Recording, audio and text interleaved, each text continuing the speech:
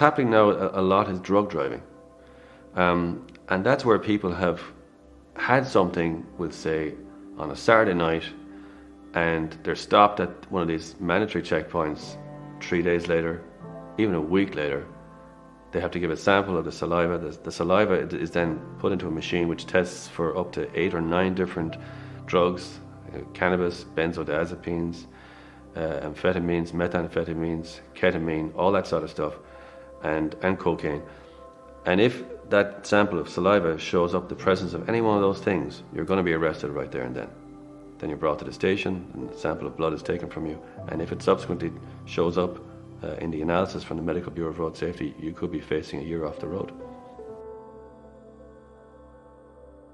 One of the major ways now that people are being stopped for drink or drug driving is what's known as a mandatory intoxilizer checkpoint. And these things are set up at specific places, at specific times, on specific dates. The guards are given permission in writing from an inspector, and the inspector will say that on this date, in this place, between the hours of 3 p.m. and 5 p.m. or whatever it is, I want a checkpoint set up.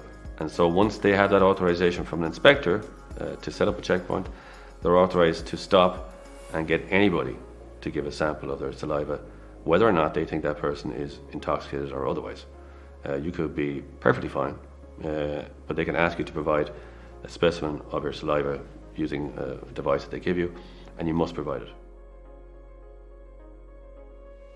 People don't realize that cannabis will stay in your system for a long time. So you could be potentially prosecuted and convicted for something today that you did 2 weeks earlier. And it's not acting on your system in any bad way. You're not obviously intoxicated. You were at the time, but not 2 weeks later. But you could be put off the road for that thing. So you could smoke a joint on a Saturday night and the following Thursday? Yes. Yeah, the following Thursday, there's no way that the cannabis joint is still acting on your central nervous system and making you intoxicated in any way. You're fine at some point the next day or the day after that. You're perfectly, you have all the outward appearances of being sober. But if you're stopped at a checkpoint and they do a saliva test and it shows up, you will be prosecuted, and you could end up being put off the road for a year for that. So things that happened 2 weeks ago could come back to haunt you.